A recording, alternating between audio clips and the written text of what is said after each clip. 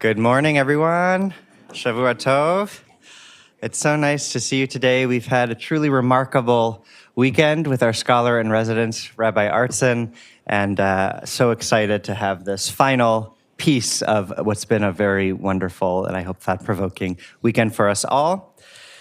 Rabbi Dr. Bradley Shavit Artson holds the Abner and Rosalind Goldstein Dean's Chair of the Ziegler School of Rabbinic Studies and is Vice President of American Jewish University in Los Angeles. Are you going to go there someday? A member of the philosophy department, he is particularly interested in theology, ethics, and the integration of science and religion. He is also rabbinic leader of, wait for it, any guesses? Of the Abraham Joshua Heschel Seminary in Potsdam, Germany, ordaining conservative rabbis for Europe. A frequent contributor for the Times of Israel and a contributing writer for the Jewish Journal of Greater Los Angeles. He has a public figure Facebook page with over 90,000 likes. Rabbi Artson is the author of 12 books, many of which are in our own library, thanks to Dr. Rafi Simon, so feel free to check him out after this, as well as over 250 articles. He is currently completing a new book, Wells of Wisdom, Ancient Insight to Thrive. Without further ado, it's my pleasure to introduce you again to Rabbi Artson.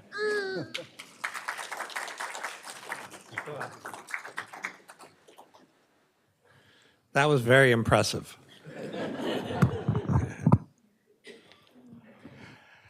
Good morning. So what I was hoping we could do this morning is do a kind of running overview of Jewish life in America and then take a look at where we're at and what the future might hold. But I want to start with the following observation.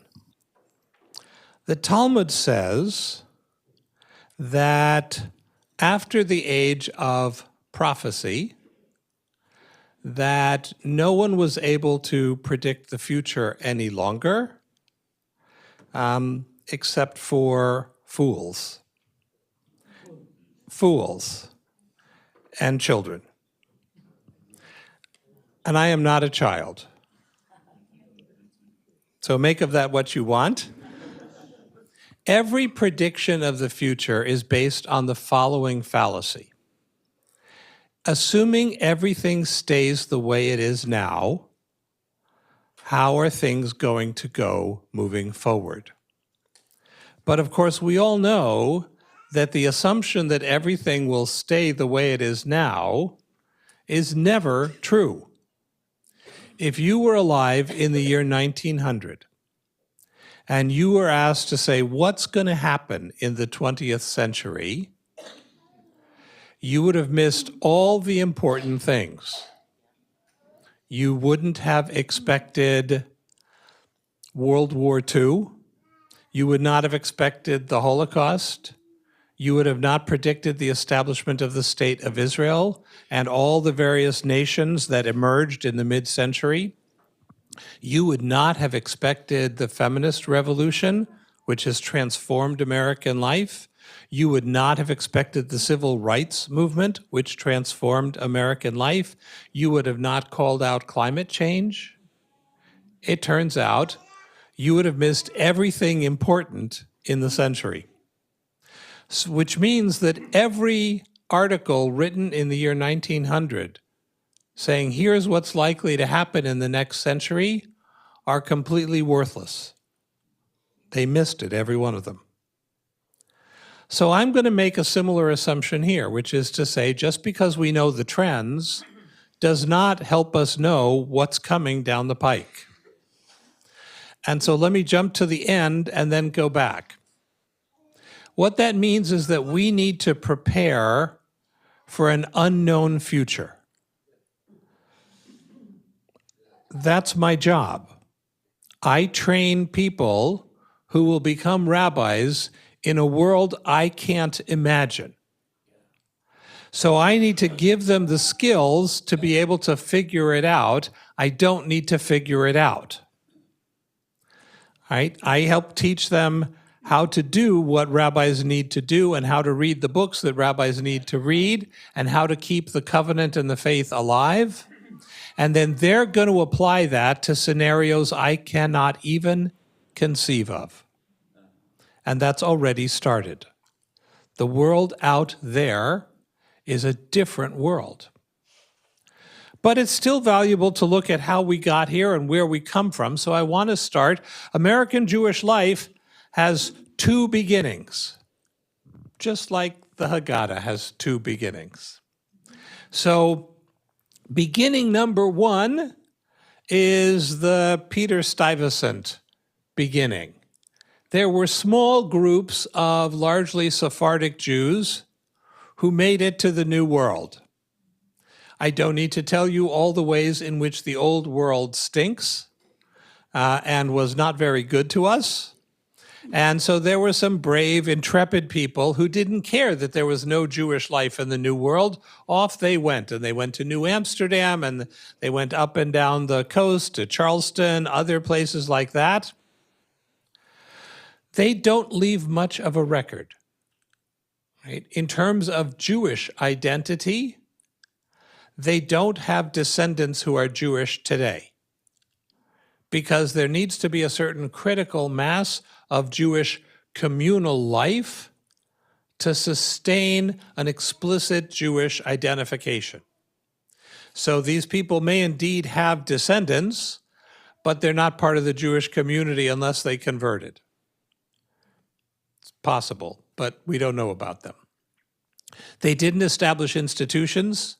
They didn't establish lasting schools or synagogues, by and large. There's one, I'm told, in Newport Beach that has a letter from George Washington, but nothing that has a footprint in Jewish life. So Jewish life started again, effectively, after the Civil War. And it started in the 1870s, thanks to a Tsar in Russia who decided to start slaughtering Jews, right? Jewish oppression has always been good for American immigration, right? So that unleashed one of the largest human migrations in the history of our species. Millions and millions of people, among them millions of Jews, moved from Eastern and Central Europe to the United States. This was the period of the great influx of German Americans, Scandinavian Americans, and about 2 million Ashkenazic Jews from around 1880 to around 1920. And the task of that generation was to carve out a safe space for Jewish life. America was very waspy at the time. Interestingly, by the way, at this time, Jews were not seen as white. I know we are currently seen as white, even though between you and me we're not. But we were not seen as white. Neither were Italians seen as white, right? So those racial designations, important though they are largely fictional, and we were outsiders. So the first job of Jewish groups coming to these shores was to create a space in which Jews could feel safe being themselves. So the kinds of institutions we created were Yiddish newspapers, like the Forward, right? Jews had a lively press that was largely invisible to the rest of the country because it was in Yiddish, right? And so news articles were reported, great works of fiction were created in the newspaper as part of a monthly reading. And the work was to help Jews feel okay in this very confusing, very different places. Now, I have to say a word about the people who came over in this time. The great Rebbeim of Europe prohibited moving to the United States. It was an irreverent, impious country. And so the Jews who were learned, the Jews who were well established, the Jews who were professionally successful, they didn't come here. They stayed in Europe. We are the descendants of the people who were bottoming out in Europe and in the Pale of Settlement and who had nothing to lose. Thank God for our gutsy, underachieving ancestors. Because the people who stayed in Europe were slaughtered. Right? It turns out the real winners were the losers. Another example of how you can't predict how things are heading. So we are the descendants of not only the ignorant and the illiterate, whose tradition, by the way, we are maintaining beautifully. We are the descendants of the people who rejected rabbinic Judaism. So the stories are limitless of people who threw their tefillin into the Atlantic, women who threw their wigs into the, you can imagine all these frum fish swimming somewhere in the mid-Atlantic. Perhaps that explains the American Jewish affinity for sable and whitefish.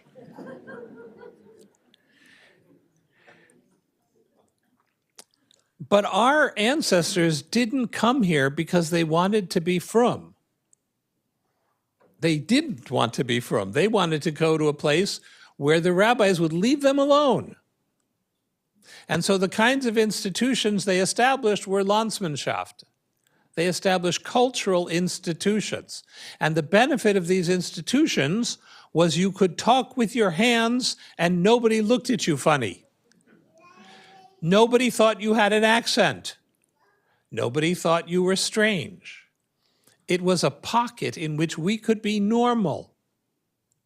And the other kinds of Jewish institutions that were established were institutions to try to resist the larger anti-Semitism of the world. So we established groups to try to protect us during this time. Interestingly, during this period, about 40% of American Jews were Bundists. Right? Bundists are people who reject Zionism and believe that Jews should be free to be Jewish wherever they are, and they tended to be socialists.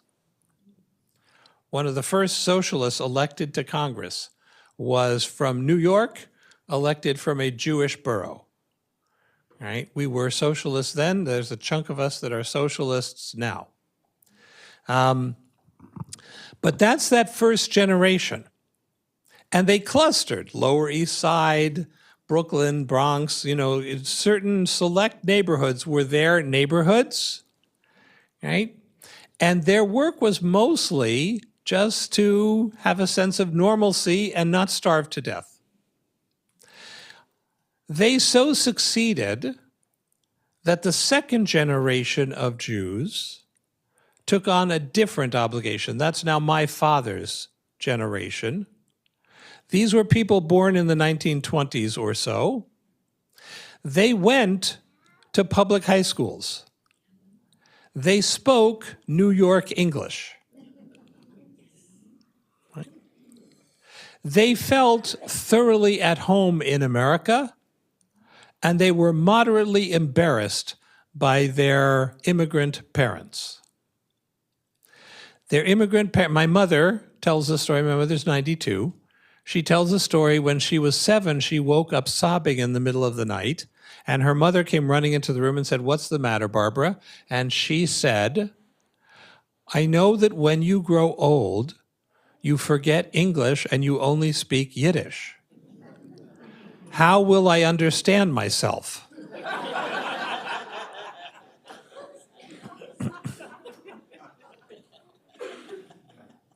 By the way, she isn't wrong. I think she speaks more Yiddish now than she ever used to. I think it's actually starting. So there was a gap she looked at her grandparents as from a different world. She tells a story of her grandfather used to sit in the window on Saturday, and his favorite activity was shouting at the non-observant Jews who walked past the house, pointing out all the punishments that would be coming to them, which he shouted to them in Yiddish, of course, so I'm not sure it mattered much to them. But for her parents, my grandparents, the fight was now a different fight. They were okay in American culture, but the anti-Semitism was rabid. We forget the challenges of being Jewish in America, but I'll tell you one story from my family, but you have your own similar stories. My grandfather did not have a typical Ashkenazic face. He was very proud of his Irish nose, and if he didn't open his mouth, he could pass for not Jewish. And he was an incredibly capable builder of anything. So he applies for a job. He's working class. He applies for a job, and they give it to him. And then they ask him to his name so he can be registered, and he says Sidney Friedman, and they say, oh, sorry, the position just was filled. So my grandfather, being my grandfather, he goes to the back of a different line, gets to the head of the line. They offer him the job, and he says, you son of a bitch, I'm a Jew, and he trashed the place. Because my grandfather firmly believed and raised me, if someone calls you a Jew, punch him and then ask what he means. And that was pretty much my grandfather's attitude to life. People crossed the street when the Friedman boys were approaching. But the Jewish institution wanted to take the next step. So the next step was, how do we create religious leaders who can help acculturate this group of immigrant Jews? And so this is the period when HUC is reborn, when JTS is reborn, when YU is created. The job of all three of those places was to train American rabbis. That is to say, rabbis who are not a shanda for the goyim. You want to be able to invite your Gentile neighbor to your kid's bar mitzvah and not be mortified. So you want the place to look a little churchy, which we've succeeded in, and you want your clergy to be able to stand up next to a minister and not embarrass us.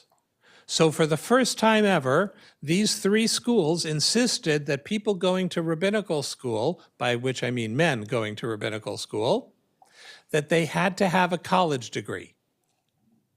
That was new. Rambam didn't go to college. Rashi did not go to college. Rabbi Akiva did not go to college, right? Rabbis throughout the years have not had bachelor's degrees in anything. You now can't get into rabbinical school without a bachelor's degree from an accredited institution. That's a change. Rabbis were expected to take courses in homiletics. Let me tell you, the Alter Rebbe didn't know what homiletics was. Right? But rabbis took courses in homiletics in which they learned how to have a theme and have a point and have a conclusion, right? The going on as long as they go, that's not our fault. We've tried. Trust me. I'll tell you a little story. I teach homiletics. It's one of the most tragic things I do.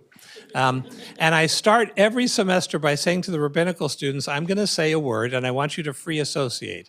All right, so try this with me. All right, I don't want you to filter it out. I just want you to say out loud the word you think. Ready? Here we go. I say sermon. You say long and boring. Now, here's the really puzzling part of that. I get why lay people would think that, even though you actually don't experience boring sermons, if we're going to be honest with each other. But I get why lay people think that. You get a group of rabbinical students and you ask them that question, they say boring.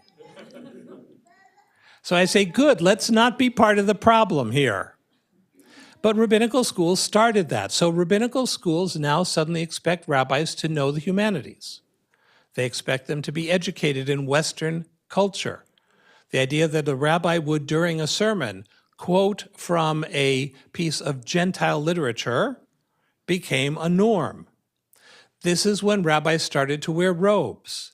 This is when rabbis turned around and were facing the congregation, which comes from church, not from shul.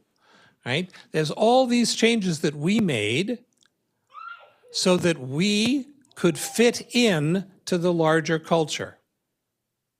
And then we created groups like the ADL, the Anti-Defamation League, the American Jewish Congress, the American Jewish Committee, all of whose jobs are to persuade non-Jewish Americans that making room for Jews is American, that we are part of the fabric of this country from the beginning. And whether that's historically true or not, they have also been very successful in their mission. But that was the fight. The fight throughout the 30s, 40s, 50s was to make room for Jews as part of the fabric of America. But Jews paid a high price for that. Our part of that deal was we were supposed to not be too Jewish in public.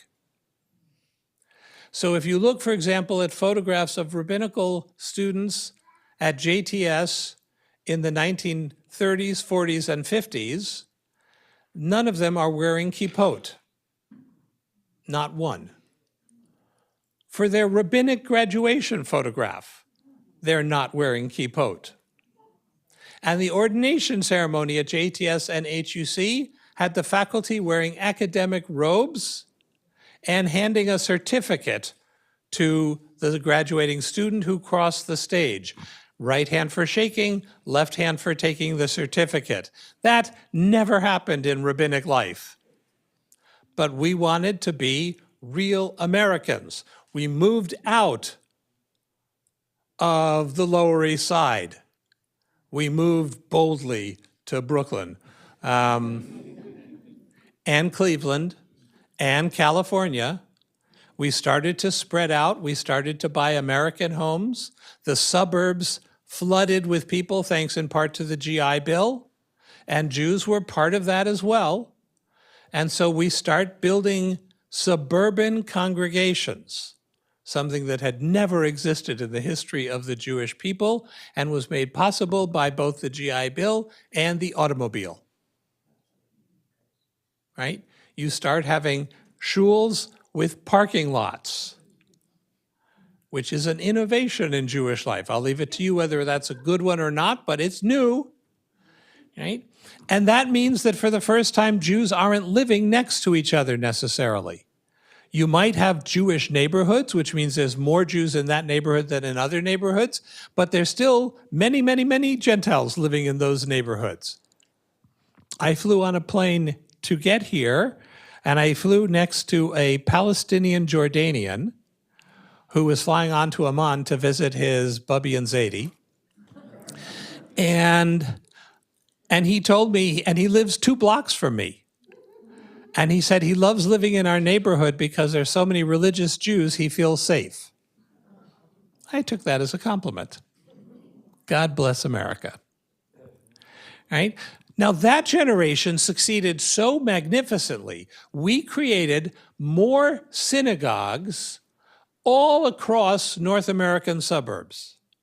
We created Camp Ramah during this period, right? The idea that kids would be able to now leave their suburban home and go to an intensely Jewish place for a month or 2 where they would be infused with a sufficiently Hebrew-based and Judaic community where that would be normal and would be the backbone of their Jewish identity. We created a network of day schools, the Solomon Schechter schools, all across North America, where kids would learn serious Judaica in a conservative context. But they would also learn English and math and science and the other things you need to be a real modern citizen, right? This was not a parochial Judaism.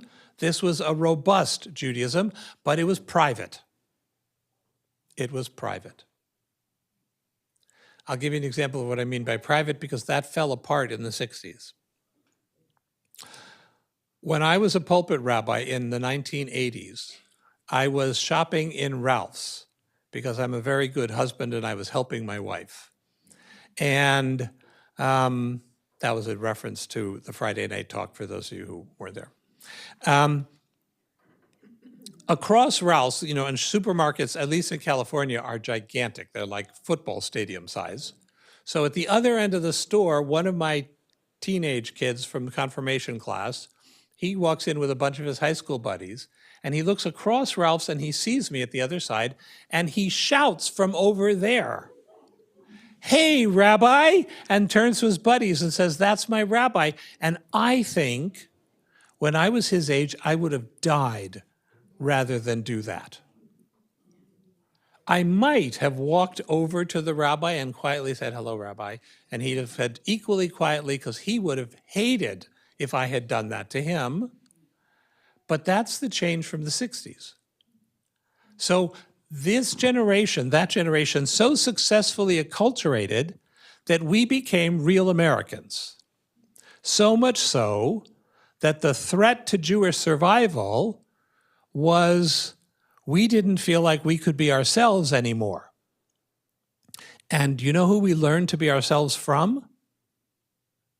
We learned it from African Americans and from women, right? The Black Power Revolution was when Black people, among other things, stopped doing their hair to look white. And you start to get these big afros and afro picks. And that's when I noticed that an afro pick actually works perfectly on Jewish hair. Right? And they started showing the power fist, and they started wearing African-style clothing, and they insisted that they could be themselves in public. But the second stream of that was the feminist revolution. Do you remember Marlo Thomas, "Free to Be You and Me"? Right? That was when my mother's bouffant Jackie Kennedy hairstyle thing suddenly disappeared, and her hair started to look like her hair, right? And women around the country discovered that the people who were mopping their floor and singing and dancing were not actually homemakers, they were paid actors. How about that, right? No normal people sing and dance while mopping their kitchen floor. So women started to insist that they be recognized as people. Blacks started to insist that they be recognized as people. Women started writing to women and for women, pointing out how rare that is in Western literature. And Black people started celebrating their own culture in public, and Jews said, hey, if they can do that, maybe we can do that. The other third stream in this was the 67 war.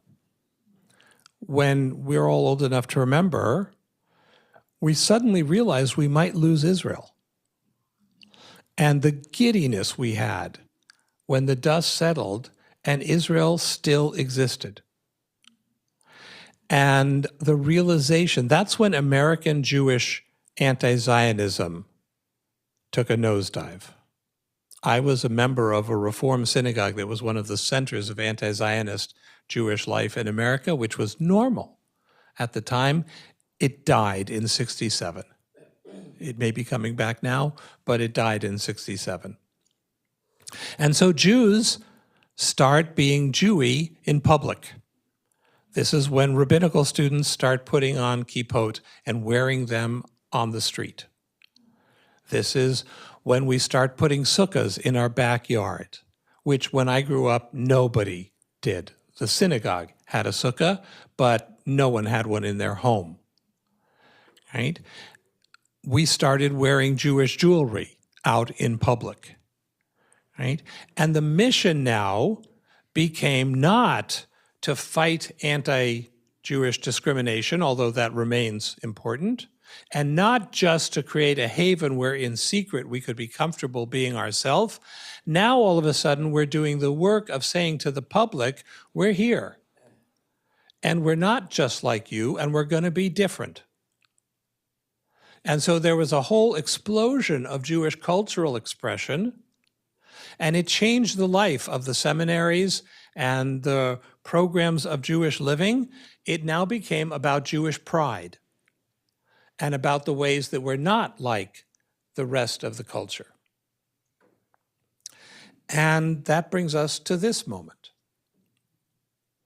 It's not clear where we're heading.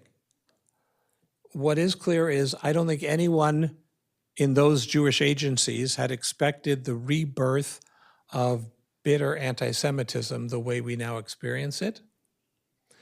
An anti-Semitism that tinges every conversation about Israel, in which people say things about Israel they would not say about any other country because of the invisible but pervasive anti-Semitism that we're all marinating in. And how do we fight for an America in which Jewish is normative? And I want to give you a couple examples of that. The two things that Biden and Trump share in common is Jewish grandchildren and Jewish chief of staff. And nobody said anything about that. There was a photograph when Biden was president, and it showed Beau Biden's blonde little boy coming to the White House for an overnight with grandma and grandpa, and he was in his Maccabees pajamas. And the picture in the paper showed that, but didn't say anything. Like, all it said was the Bidens greeting their grandson for an overnight in the White House. And I'm saying, yeah, but he's wearing pajamas with Hanukkah menorahs all over it. Does anyone want to say anything about that? For years, California had two women senators, both of whom were Jewish.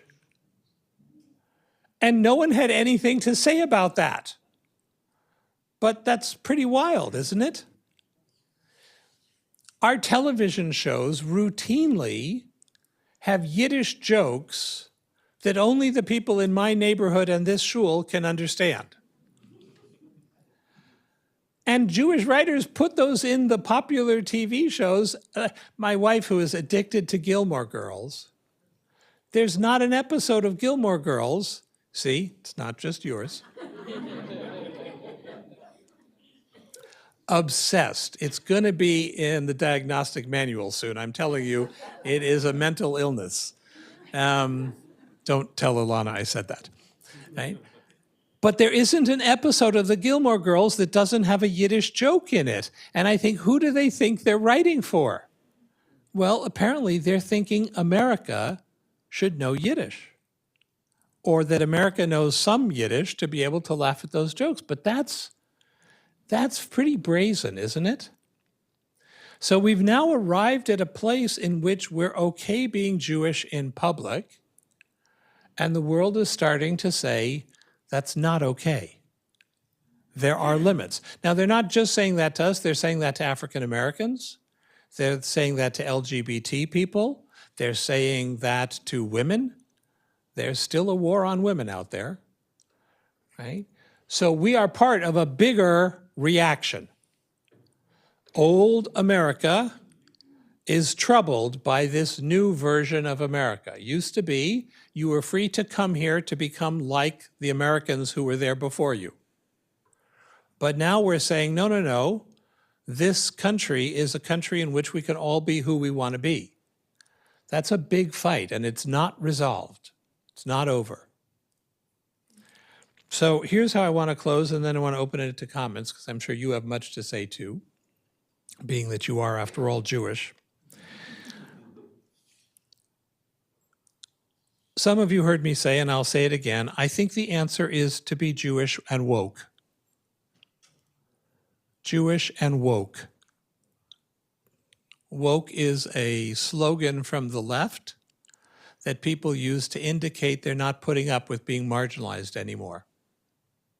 I think we need to be militantly woke in our Jewishness.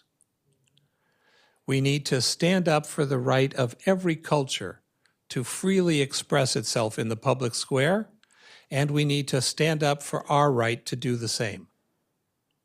We need to stand up for the right of every people to identify with their group as part of being in this larger mix, and we need to do the same. Just as we encourage other people to reclaim their own ancestral cultures, we need to insist on the primacy of Hebrew, the centrality of Israel, the power of Jewish civilization and values to make America better, to make America truly itself. We need to be Jewish and woke.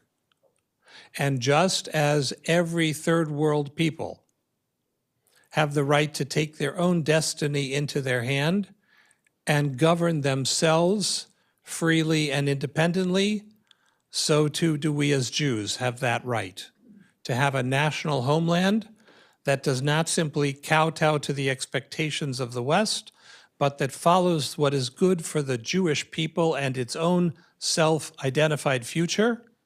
And we need to be able to stand up publicly and insist on that. And insist on that for others, not just for ourselves. We will not win this war alone. We, like every small people, need to cultivate allies. We need to break through prejudice. But we can't do that if we're not free and proud ourselves. So I believe the task of Jewish organizations and Jewish life today is to cultivate not a kind of cheesy nationalist Jewish pride, but a deep, authentic Jewish pride. The ability to be ourselves in all of its fullness, the ability even to do stupid mistakes, just like every other people in the world seem to have permission to do and then learn from. We get to do that too.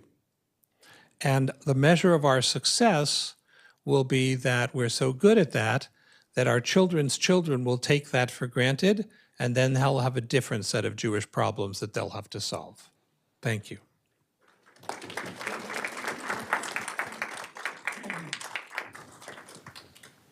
Thank you, Rabbi Artson, for an incredible look at Jewish history, Jewish American history.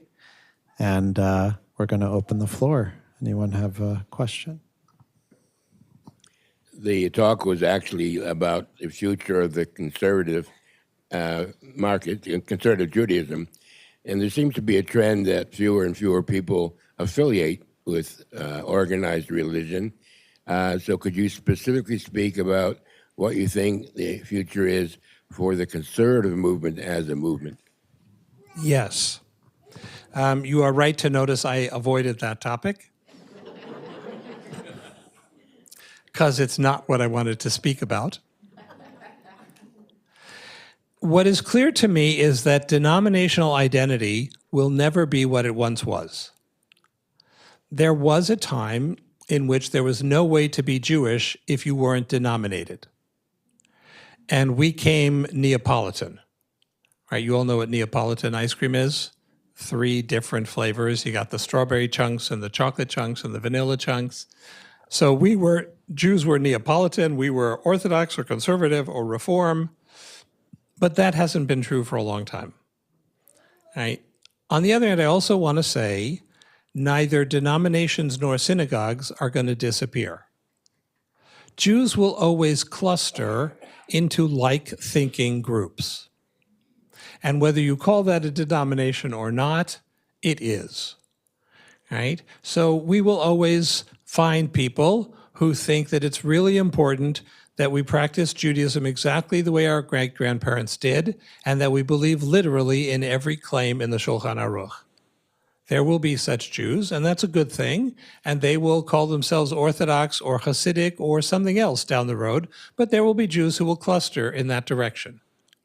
And there will be Jews who will say, I want to do it autonomously my own way, and I don't want anyone to tell me what I should be doing and what's normative.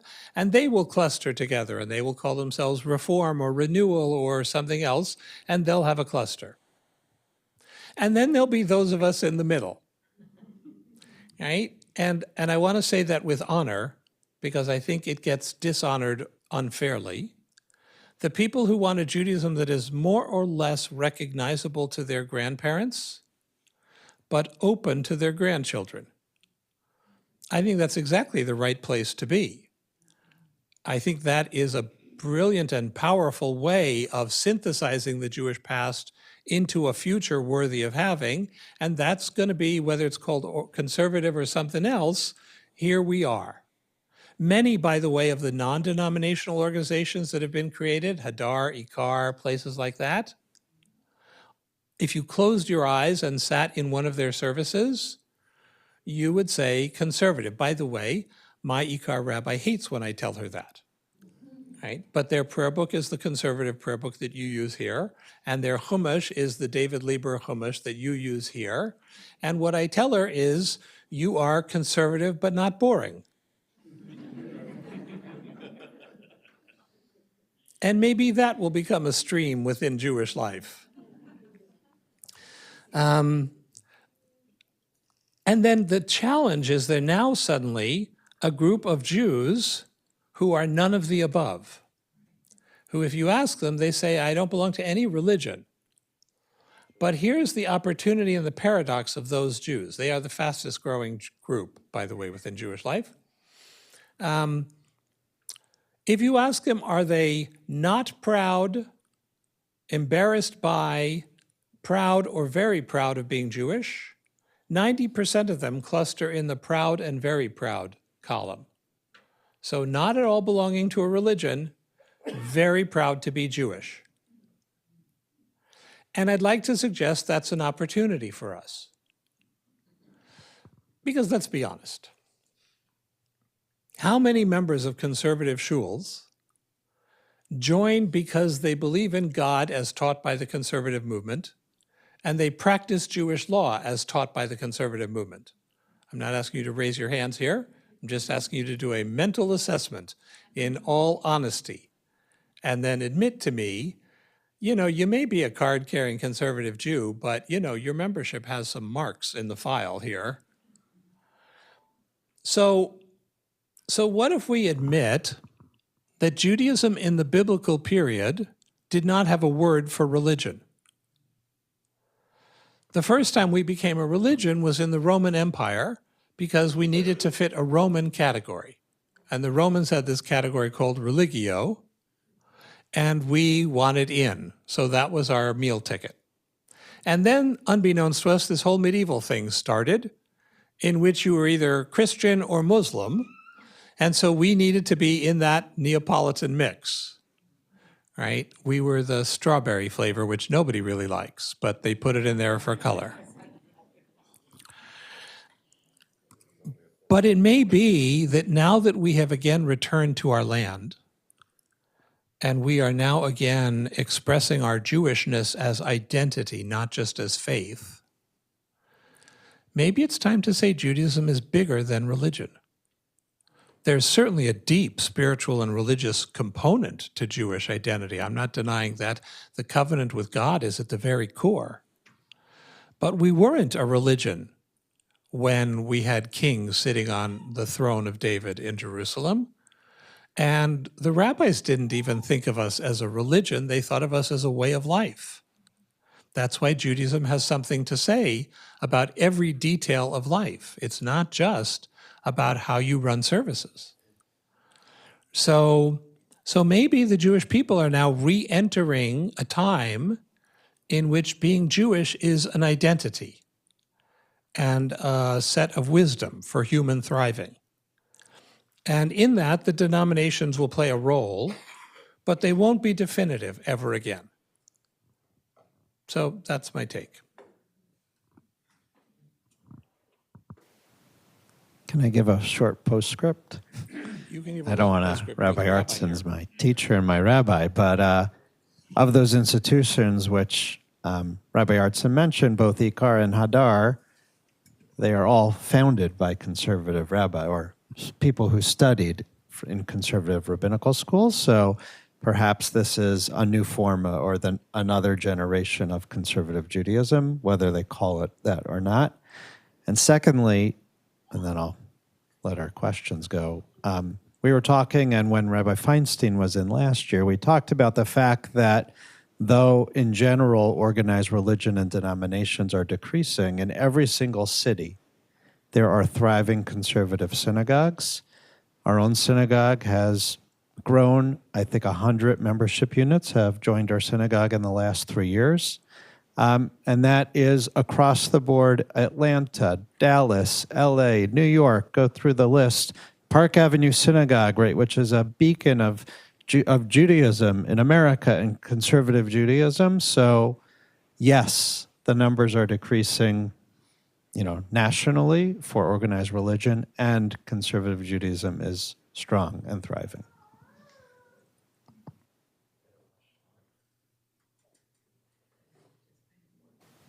A comment? I guess you got a quick comment.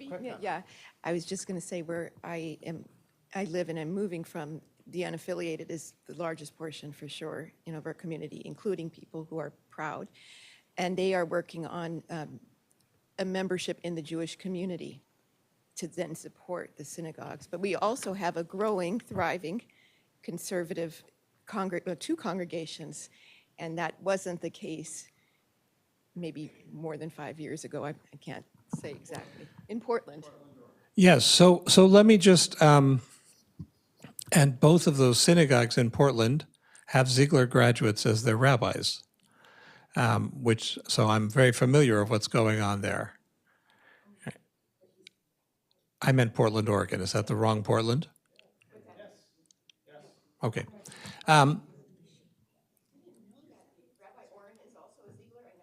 Rabbi Oren, I converted. He's a dear family friend, and he is a graduate of Ziegler as well. So let me just say, as your rabbi noted, there are enormous areas in which conservative institutions are thriving. The Ziegler School has grown each of the last 3 years. We've taken in a larger class than the year before in a time when rabbinical schools are shrinking and can't find candidates. So there is much to be excited and proud of in conservative movement and in the larger Jewish world. But it's also about, I think, a market redefinition. The goal can't be to rebuild the American Judaism of 1980. There are permanent, deep structural shifts. So how do we meet the needs of tomorrow using the parts of our movement that are of eternal worth? I think the ideas of conservative Judaism continue to be the best set of ideas. If you read Solomon Schechter, uniquely of the people who were leading the Jewish world in the 1910s, the others are not worth reading, and Schechter is talking to us. Right? The cluster of ideas of conservative Judaism remain the best, even if our bureaucracy isn't. Right? And so the challenge is, how do we find ways to meet those needs? And then I'll say one last thing. How do we support training the people who will find ways to sustain the next generation? The next generation is the iPod generation. They're not used to having a membership in something. They're used to clicking on it when they want to and unclicking when they want to. But they have the same human needs we all do. They want to raise their children to be good people. They want to have moments of holiness. They want to have life cycle moments. They want to have holidays. They want to have community. How do we find ways to let them do that in ways they haven't? And I continue to think that supporting synagogues and rabbinical schools remain the two things. I train the people who will invent the Judaism for tomorrow. Right? And the fact that we're growing means all of you have a stake in supporting that project, right? Because you're going to want to keep making sure you have great rabbis to be able to be there for your children's children, right? And the synagogues will continue to be ground zero where Jews come to live their lives. But the synagogue won't look like it looked. So part of the challenge is also going to be those of us who are insiders, those of us who like synagogues the way they currently are, have to start funding the synagogue we don't want. Do you understand what I'm saying? You have to fund the synagogue that your grandchildren want, which isn't the one that you're going to like. And you're going to have to also not go to those programs. Because if they walk into the room and they see us, they'll walk out, which is what you would have done when you were 25. Right? So you have now become the person they don't want to see at the Jewish program that they're trying out. And so you have to be willing to fund the program you don't attend. And that's okay, because you probably don't want to attend that program anyway. I'll tell you, one Ikar story. Years ago, Rabbi Brous started a service that she called the Jerusalem Minyan. And the Jerusalem Minyan met in the solarium. It met in the sunroom, and she had no chairs in the room. So everyone had to stand packed for an hour for this very raucous, loud, and I will tell you, a little perspiring service. And at the end of it, she came up to me and said, "What did you think?" And I said, "Sharon, the day that Ikar starts tailoring its service to what I like is the day Ikar starts to shut down." I will say two things on this subject. The first is I have been to Jerusalem. They have chairs.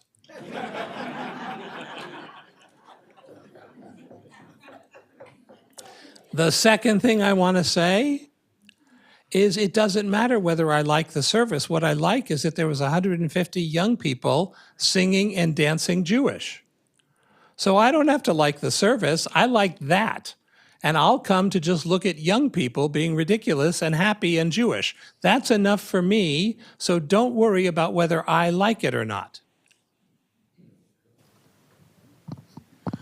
You touched on this a little bit when you've mentioned Yiddish, and I want to ask, because I've been to a session led by a Jewish language specialist who mentioned that increasingly in our modern day, Yiddish is less used as the sort of in-speak of Jews, and more Hebraic things are being introduced in our in-speak being, among other Jews, that we have our kind of our own language together, our own way of communicating.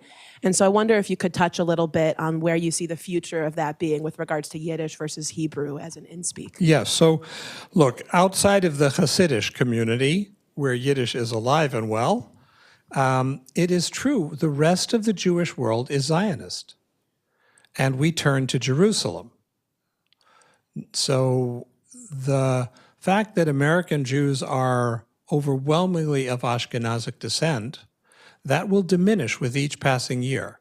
In Israel, it's already not true. Most Jews in Israel are not Ashkenazic, right? And that means if we want to be sensitive to the diversity of our community, I think we need to stop using Yiddish in public. So I no longer talk about going to shul, right? Shul is a Yiddish word. Right? You want to go to the Beit Knesset? That's great. You want to go to a synagogue? Greek is still fine. Right? But I don't call people mention, and I don't sprinkle my speech with Yiddish, even though I am a proud Ashkenazic Jew. My daughter, by the way, just announced that she's having my first grandchild. She didn't call it that. She called it her first child, but I know what she meant. Right? And I seriously would like to be called Zadie by my grandchild, but I'm not going to do it. Partly because I have an Israeli wife who will die every time the kid calls me that, and she's going to be Savta, so I think I'm kind of stuck being Saba. But I think if we want to start having Jews who are Jews of color in our congregations and our lives, we have about 6 Jews of color in the Ziegler School, which we're very proud of.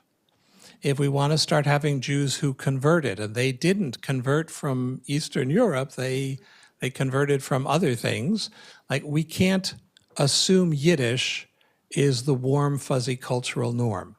So I'm not in any way discouraging people from learning Yiddish, but I think our public language, we need to be very careful to talk about a talit and Shabbat Shalom, not Good Shabbos. And we need to start being careful because every time we say that, some Persian Jew is feeling excluded. I'll tell you a funny LA... No, not really, no. I'll tell you a funny LA Persian Jew story. You know, LA owes more in terms of its Jewish resurgence and its wonderful restaurants to the Ayatollah than to anybody. Because about a fourth of the Persians who moved to America moved to Los Angeles. and made our life much better.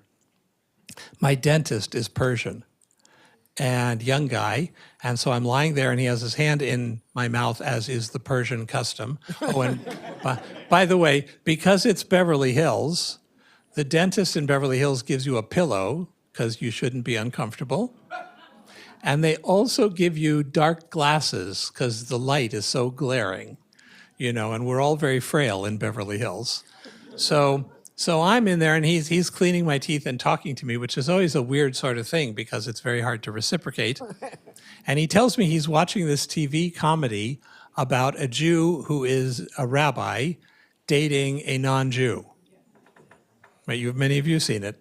And he tells me they keep using a word he doesn't know what it means, and could I tell him what is a shiksa? Because they don't have shiksas in Iran. I'm wondering if you would share a little bit about the current curriculum of Ziegler and how it has been changed.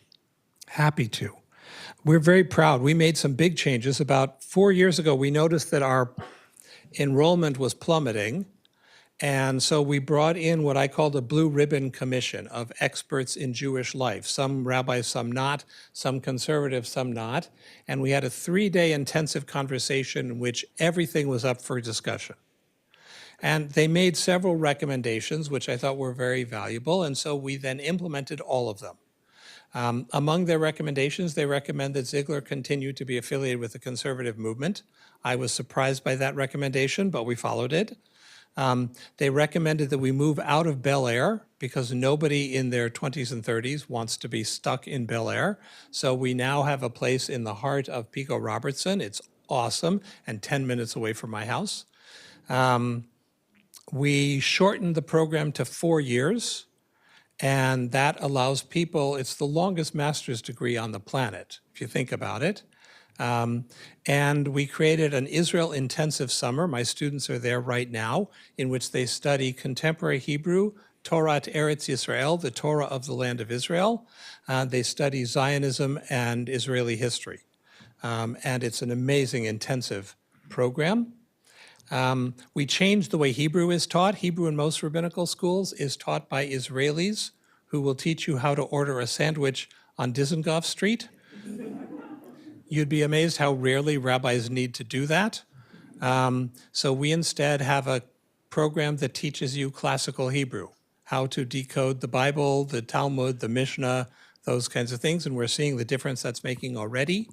We were able to keep most of our rabbinics instruction. Like any conservative program, it's overwhelmingly text-based and Hebrew-based.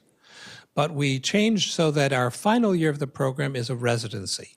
And a rabbi who is in their final year of the program can go to a synagogue, a hospital, or medical center, do work in an educational setting, a day school, a high school, something like that, summer camp, or in an agency, and they live in that community. So I'm hoping your community will be one of the ones that takes this on, where you hire an almost rabbi at a fraction of the cost, so it's a bargain, but you get to try out having someone there full time. And then the local rabbi will do the professional training. We'll teach them how to do the actual work, because the truth is, you don't learn that in graduate school. If you're in medical school or law school, you learn that by working with a bunch of lawyers. And you don't learn that in rabbinical school either. You learn that by doing it. The other final piece we did is we moved to tuition transparency. So we charge a flat tuition of $8,000, and we don't have scholarships. So students have to take out loans or work to pay for the rest, but they only owe us $8,000 to be in rabbinical school, as opposed to we used to charge $35,000, and then we had a combination of grants and loans and grants and loans and things, and it made everyone crazy. But the goal here was to make it so that there was less of an impediment for people who would otherwise want to go to rabbinical school. And the fact is, we have seen that work. The year before we instituted these changes, we had 4 people in our incoming class, 4. That makes it very hard to have a rabbinical school, because if one person drops out and one person doesn't like the other person, you have no class. But since we've been doing that, we had a class of 8. Last year, we had a class of 11. We're going to have a class of 11 or 12 this year. That means the school is on a rapid growth, and the mood is incredible. So I'm very proud of the changes we were able to make. I'm sure that that won't be the end of changes. But what we were faithful to is we still teach a Judaism that is Hebrew-based, integrates modern and traditional learning, and is faithful to halakha as an evolving but obligatory way of life.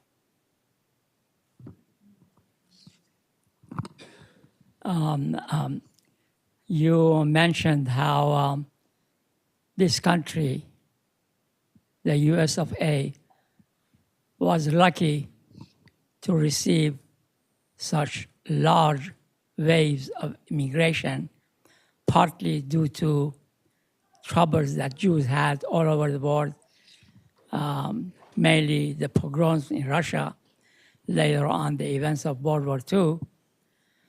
But as you definitely know, and you already touched upon it, at least to some extent, it wasn't only European or East European immigration that contributed. About 46 years ago, a US president whose nickname is the Peanut President helped the fall of the previous regime, after which a primitive, barbaric, theocratic regime came to power, and millions upon millions of people left, went to Australia, to Europe, to here, and then they were asked, what happened to you at the customs, at the border, why are you leaving in drones? And they all said, I ran away. And that's how an institution in this country, just like there is AAA, there's also AAE. That stands for American Academy of English. And that institution, kind of jokingly, corrected or changed the name of that country from what it used to be, Persian Empire, and Persia, they changed it to Iran, because everybody said. Is there a question? The comment was that that sort of pogrom also in that part of the world also contributed to this thing. I will tell you, sir, you're absolutely right. I am one of the lucky rabbis. I do an overflow high holiday service at Sinai Temple in Los Angeles. It's me and 900 Persian Jews. And a couple years ago, I realized how absurd it was on Yom Kippur to do this martyrology in which we read about ancient Jews who suffered when I have people in the room who lived it. So we close the book for the martyrology, and I ask people to tell stories of their own persecution. And between the Holocaust survivors and the people who fled from Iran, there's not a dry eye in the place. And then we do that final Kaddish at the end. But you don't need to go back to ancient history to see people who have suffered terribly and who've shown incredible courage in rebuilding a remarkable life.